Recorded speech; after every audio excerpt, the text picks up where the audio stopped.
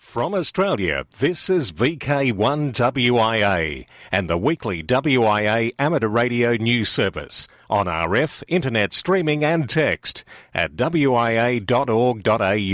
Hello there, I'm Graham, VK4BB. WIA President Greg VK2GPK looks at WIA achievements to date this year. WIA Immediate Past President Justin with what's in store in Hobart for our AGM.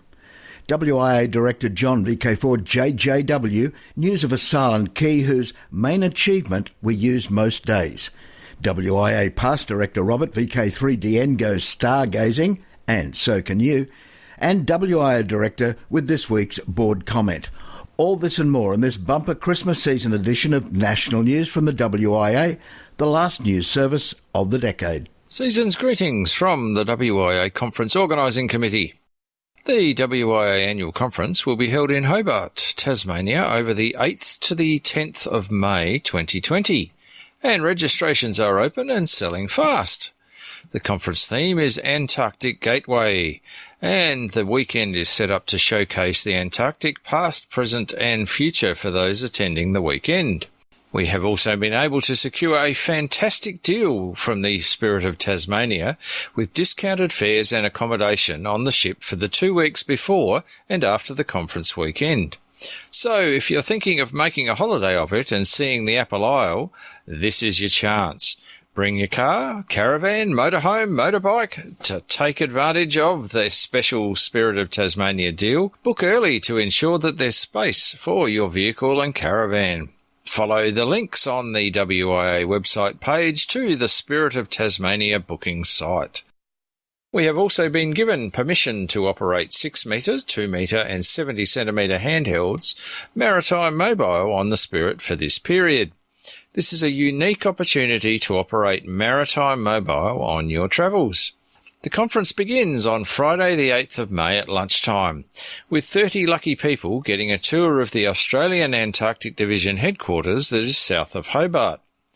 There will be buses to and from the conference venue, and these bookings are open to all call areas except VK7 on a first-come, first-served basis. So get in quick to reserve a booking, as it is only limited to 30 people. On the Sunday, we have a range of fascinating tours organised. These include Mawson's Hut's Replica Museum, either the Tasmanian Museum and Art Gallery with their Islands to Ice exhibition, or the Tasmanian Maritime Museum, and of course the wonderful and very unique Grote Reber Museum and Radio Telescope dish. Grote Reber was the father of radio astronomy, being the first person to build a big dish antenna for the purposes of mapping the sky at radio frequencies. He discovered many discrete radio sources, and he mapped the bands of bright radio emission from our galaxy, the Milky Way. Reber came to Tasmania in the late 1950s because of its unique location at high magnetic latitudes in the southern hemisphere. He spent 40 years studying low-frequency emissions with telescopes he built himself, first in partnership with the University of Tasmania School of Physics, and then later on his own at Bothwell. We finish today with the reminder that we have negotiated also a great deal with the conference venue, Best Western Hobart, with $149 per night rooms. Check out the WIA website to see what to do to take advantage of this discounted rate. We hope you have a safe and happy holiday season. 73 from Justin, VK7 Tango Whiskey, on behalf of the WIA 2020 Conference Organising Committee. Staffing changes in the WIA bureaus. The WIA board has recently approved 2 changes in the management of the state QSL bureaus. In VK5, Chris Platt, VK5CP, has stepped out of the role, which has now been taken up by Grant Willis, VK5GR, with the VK5 Bureau now operating under the auspices of the Amateur Radio Experimenters Group. In VK8, Greg Winterflood, VK8KMD, has relinquished his role, noting a recent downturn in cards destined for Alice Springs amateurs. Phil Brennan, VK8VWA, has now taken over the VK8 QSL Bureau management, which is now tied in with the Darwin Amateur Radio Club.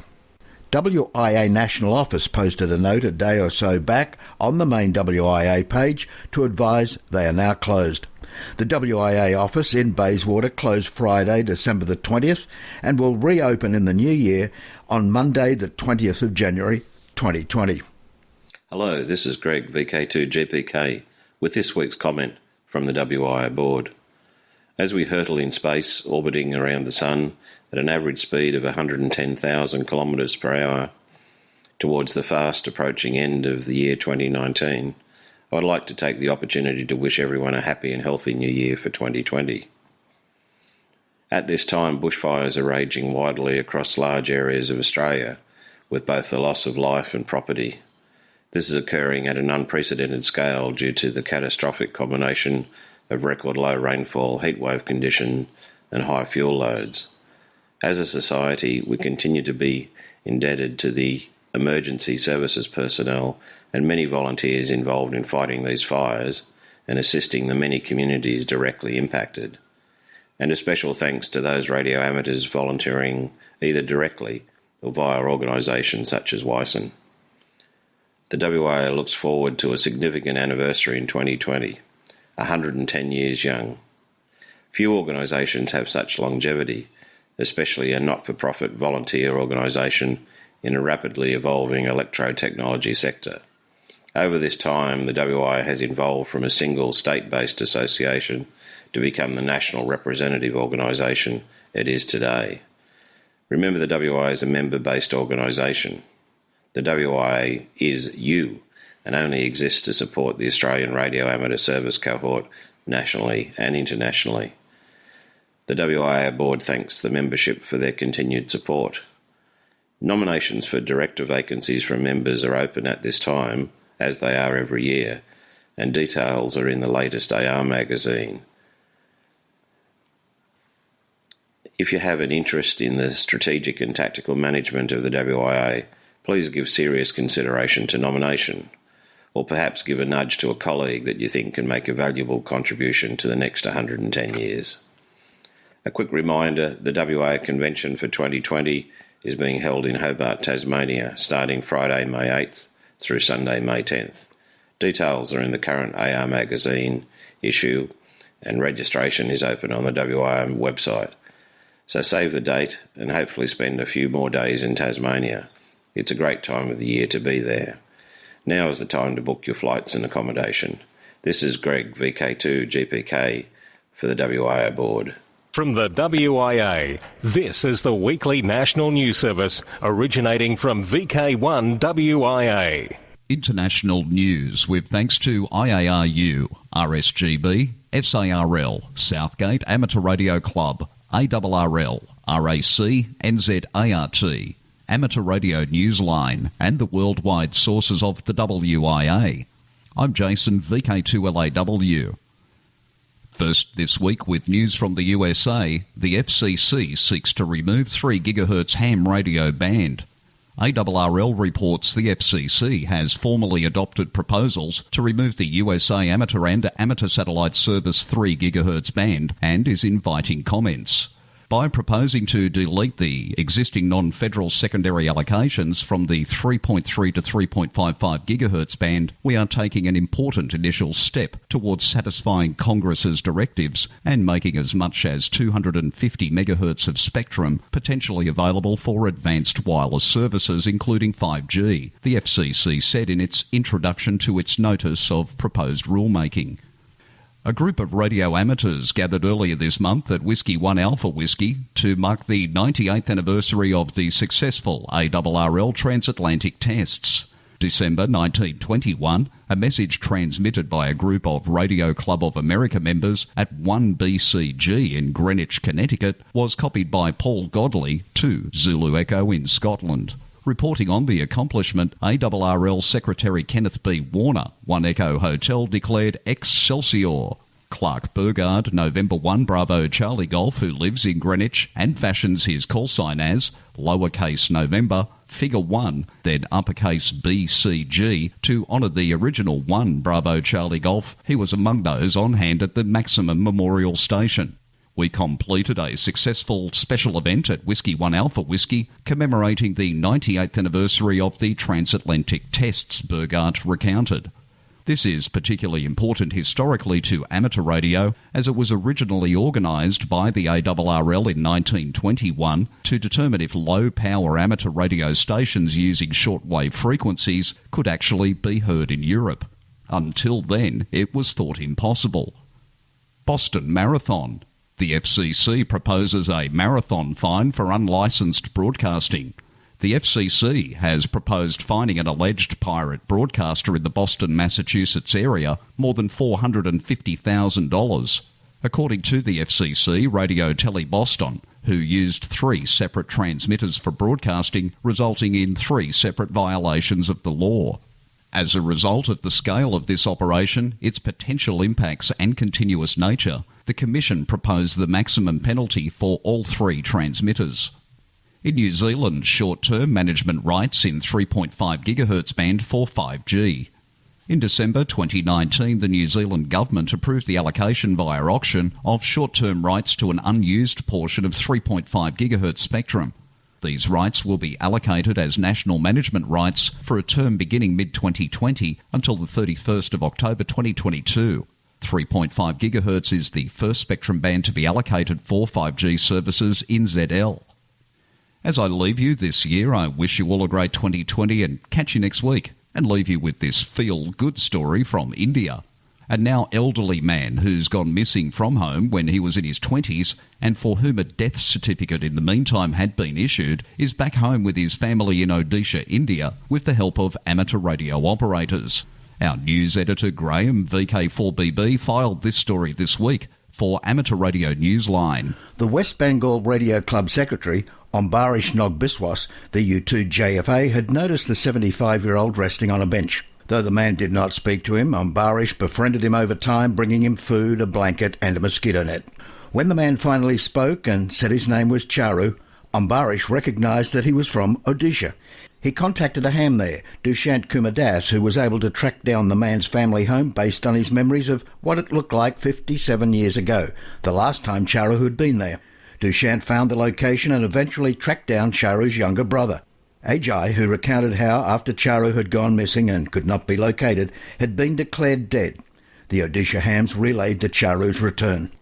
Subir Datta, VU3ZSD, president of the West Bengal Radio Club, told the Millennium Post, "We are happy to help a person to reunite with his family after so many years." I'm Graham Kemp, VK4BB. Ham Radio Operational News. I'm Felix, VK4FUQ. And this being the holiday season, let's take a peek through the DX window. New Irish Beacon on 60 MHz now on the air. Back in early 2018, the 60 MHz 5 metre band was allocated to Radio Amateurs in Ireland, EI, on a secondary non-interference basis. Now we have news that the very first beacon on 60 MHz went on air on the 16th of December 2019, using the call EI1 KNH. It is on 60.013 MHz and runs 25 watts into a vertical folded dipole. This currently is the only 5 metre beacon operational in the world. The 5 metre beacon is coincided with some of the existing Irish beacons, EI06 on 50 MHz and EI4RF on 70 MHz. The elevated site has a locator of IO63VE and is located about 20 km to the south of Dublin. A joint group of Tunisian and Algerian amateurs are active as 7x7x, December 28 to the 2nd of January. Focus on 116A meters and digital. QSL manager is 7x2RO. Cole MM0NDX and Jonathan MM0OKG are spending a few days in Iceland. Signing TF/OJ0Y from the 30th of December to the 2nd of January. QSL via EB7DX. A team of 8 UK operators will be QRV from the sovereign base area of Cyprus from the 2nd to the 7th of January. They will use the call sign ZC4UW on all bands 160 to 10 metres on CW and SSB.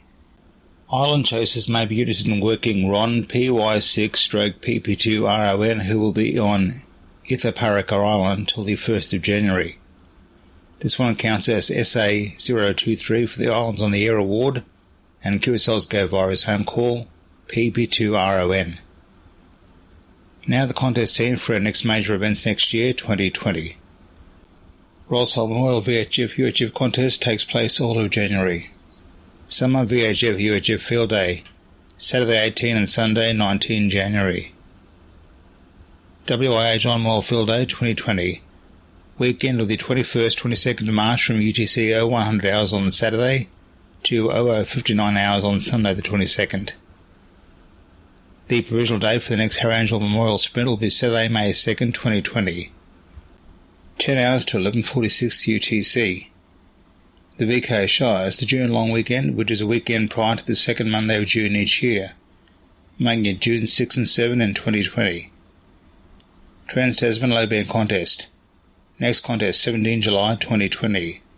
Has the aim of encouraging low band activity between VK and ZL on 160, 80 and 40 metres, using SSB, CW, RTTY or PSK. RD Remembrance Contest will be August 15-16 next year. Oceania Contest. Voice from 0800 hours UTC Saturday October 3 to 0800 hours UTC Sunday October 4.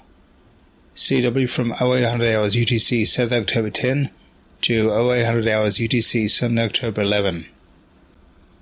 Well, here we are on the edge of 2020. I'd like to wish everybody a Happy New Year. For VK1 WIA National News, I'm Felix, VK4FU Ettingham. Still to come in this edition is wireless weather with Bruce and special interest groups, and whilst we are gazing to the heavens, this appeared on the Q News workbench. Teams across Australia are joining a community science project building backyard radio telescopes to detect the arms of the Milky Way galaxy.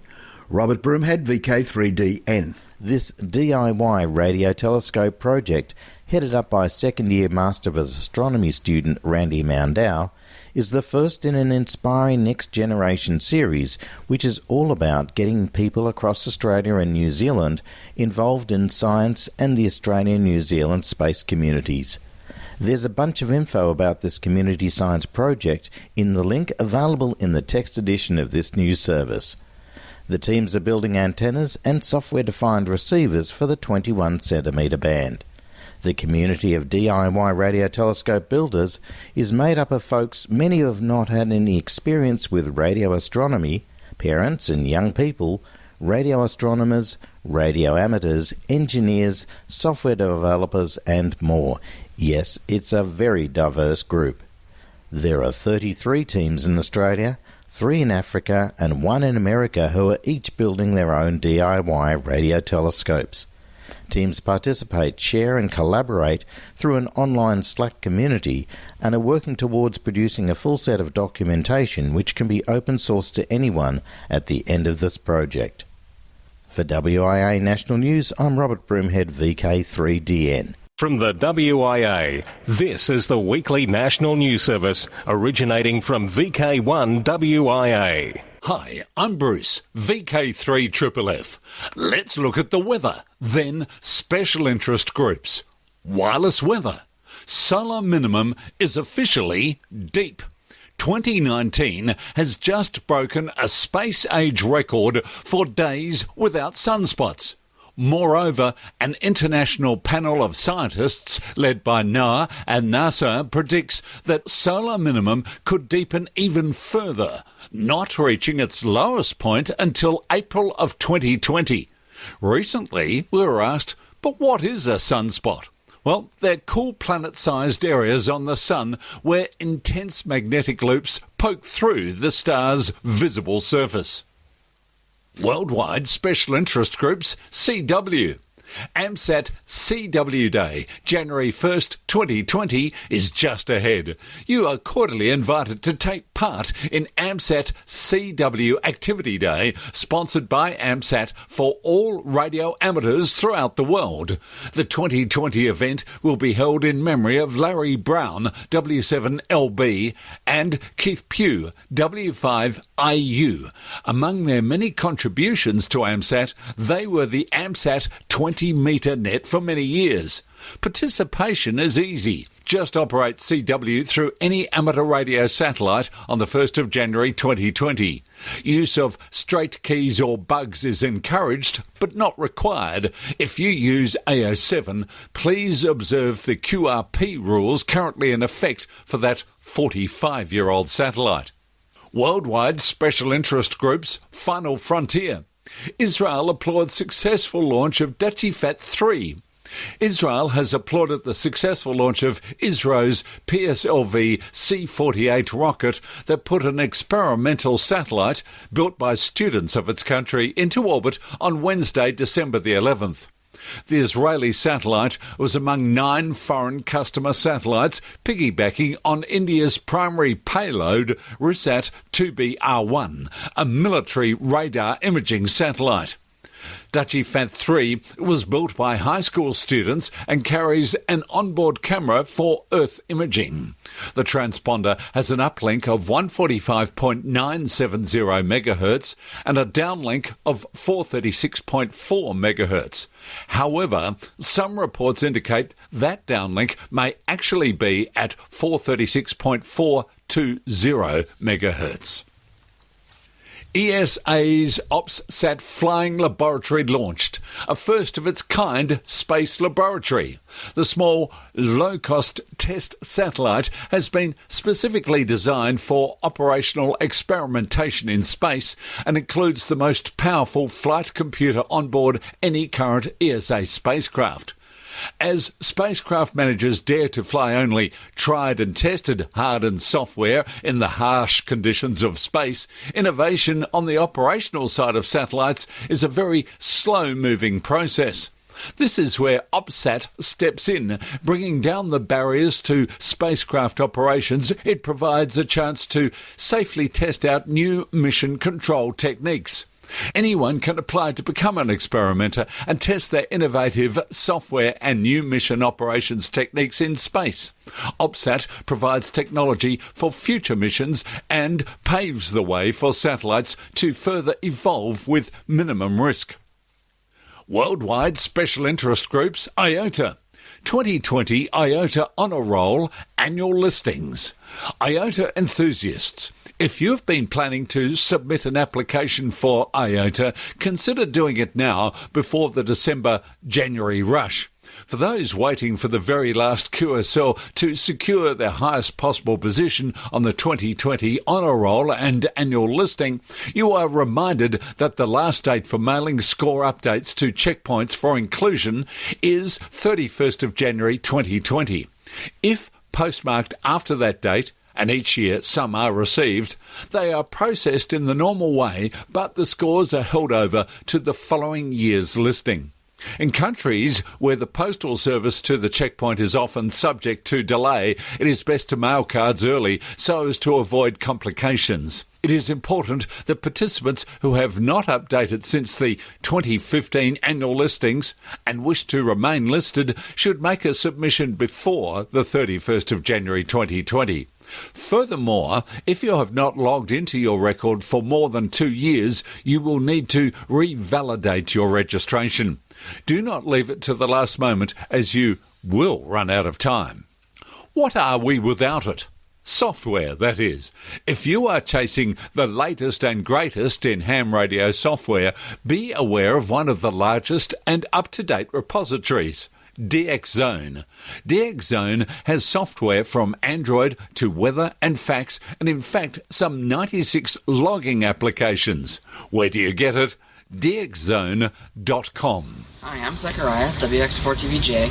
I'm Faith Hannah, AE4FH. I'm Hope, KM4IPF. And I'm Grace, Kilo Mike 4, Tango X-Ray Tango. And welcome to the hamradio.world YouTube channel. YOTA, Youth on the Air. It's a family affair. In fact, it's a YouTube channel. Hamradio.world is a YouTube channel that is put on by a family of 6 amateur radio operators. Dad, WX4TV, and Mum, N8ZQZ, Zachariah, WX4TVJ, Faith Hannah, KD3Z, Hope, ND2L, and Grace, KE3G. They've been told that Faith, Hannah and Hope each were at different times the youngest extra-class hams in the US of A. They are a homeschool family, and amateur radio plays an integral part in their curriculum, and all of the children have earned their amateur extra-class licences. They even have a family ham radio club called the Ham Radio World Club, and the call sign for the club is KJ3T. And recently the kids have been getting interested in emergency communications and being prepared for emergencies. The entire family helped to provide communications between the EOC and shelters during Hurricane Matthew's brush with Florida, and the kids have built an emergency communications go box. Grace, KE3G, who earned her licence in May 2016 at the age of 8, upgraded her licence to Amateur Extra this year at the Orlando Hamcation 2019. If you hear any of the clan on the air, give a shout. I'm Bruce, VK3FFF from sunny Bendigo. I'm John, VK4JJW, and this is Rewind. ARRL reports that K4HZE, who developed the barcode, has passed away. George Laura, K4HZE, was aged 94. The lead developer of the barcode system that became the now ubiquitous Universal Product Code, UPC, while an electrical engineer with IBM in North Carolina's Research Triangle Park in the early 1970s, led the effort to develop the barcode system. K4HZE's barcode, or UPC, composed of 30 unique black bars and a 12-digit number, allowed retailers to identify products and prices as they're scanned. It was used for the first time in a retail setting in 1974. Laura also later patented one of the first handheld UPC scanners, according to his obituary. As the Washington Post reported, the barcode concept had originated in the 1940s when N. Joseph Woodland designed a bullseye-shaped system of concentric circles inspired by the dots and dashes of Morse code. Woodland became a colleague of Laura's at IBM, and Laura considered him the father of the supermarket scanning system. Laura served in the US Army during World War II after being drafted while he was still a junior in high school. He graduated from the University of Maryland in 1951 and spent 3 decades working for IBM. Accounts describe Laura as an inveterate tinkerer, even up to his final years.